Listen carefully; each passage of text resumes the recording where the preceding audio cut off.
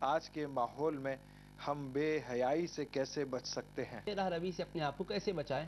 دیکھیے، ایک ہی چیز ہے کہ انسان اس دنیا کے اندر اپنے قیام کو دائمی نہ سمجھے، عارضی قیام ہے اس کا۔ حیات مستعار کے چند لمحات اللہ نے ہمیں دے رکھے ہیں۔ دنیا یہ ہمیشہ رہنے کا مقام نہیں ہے، جگہ جی لگانے کی دنیا نہیں ہے، یہ عبرت کی جا ہے، تماشا نہیں ہے۔ چند روز کے لیے ہم آئے ہیں، وہ کتنے روز ہمارے مقدر میں یہاں کے ہمیں پتہ نہیں ہے۔ ہر لمحہ ہمیں فکر ہونی چاہیے آخرت کی۔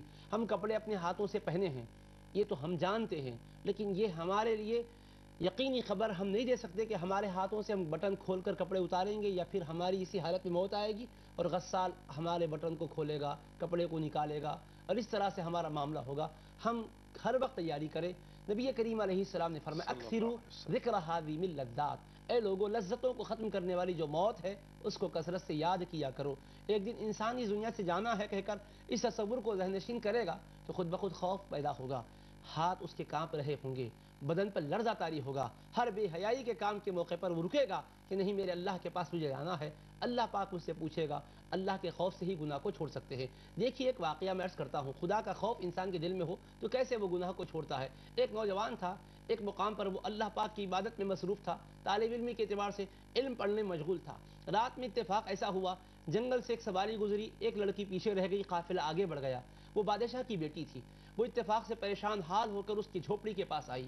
اس نے کہا کہ مجھ کو اپنے پاس تم آج رات قیام کرنے دو، اس لیے کہ میں قافلے سے بچھڑ گئی ہوں اور درندوں کا مجھ کو خوف اور اندیشہ ہے۔ اس نے کہا ٹھیک ہے، میری جو جھوپڑی ہے اس میں تو ٹھہر جا، اور اس کو اپنے بستر پر آرام کرنے کے لیے کہا۔ خود مطالعے میں مصروف رہا۔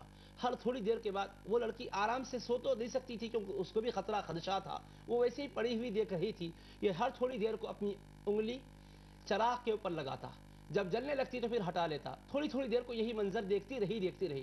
صبح صادق کا وقت آیا۔ اس نے کہا بہن دیکھ، اب تو کوئی خطرے کی بات نہیں ہے، صبح صادق ہو رہی ہے تو اپنے مقام پر چلی جا۔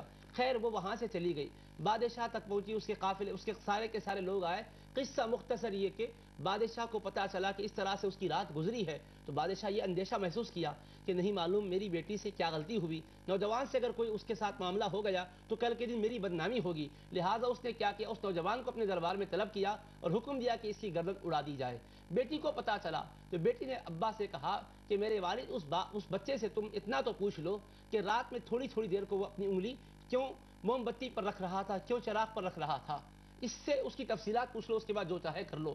تو اس نے اس نوجوان کو سارے کے سارے درباریوں کے درمیان طلب کر کے پوچھا تو اس نے کہا کہ رات میں اس کو یہ بھی نہیں معلوم تھا کہ جو لڑکی تھی وہ بادشاہ ہی کی بیٹی ہے۔ اس نے کہا کہ ایک ایسا قصہ ہو گیا، ایک لڑکی پریشان حال میرے پاس آئی تھی، میں اس کو اپنے پاس ٹھہرا کر دیا، میرا لفظ رات میں مجھ کو ورغلا رہا تھا، لڑکی اکیلی ہے، کوئی پوچھنے والا ہے نہ کوئی دیکھنے والا ہے، تو اس کے ساتھ گناہ کر لے۔ تو میں اس وقت کیا کرتا تھا، انگلی کو آگ کے اس چراغ پر، بتی پر رکھتا تھا، جب تکلیف محسوس ہوتی تو ہٹاتا تھا اور اپنے نفس سے کہتا تھا اس آگ کو تو برداشت نہیں کر سکتا ہے تو پھر دوزخ کی آگ کو کیا تو برداشت کر سکے گا۔ اس طرح کہہ کر میں اپنے آپ کو قابو میں رکھا، الحمدللہ خدا نے مجھے گناہ سے بچا لیا ہے۔ اس کے بعد اس بچی نے کہا اس کے ساتھ یہ قصہ ہوا، اب آپ اس کو چاہے تو مروا ڈالیں۔ تو بادشاہ نے کہا اللہ کا شکر ہے، میں ایسے ہی خدا کے خوف سے اپنی زندگی کو گزارنے والے نوجوان کو چاہتا تھا، اب میں اپنی بیٹی کا اسی سے رشتہ کرتا ہوں۔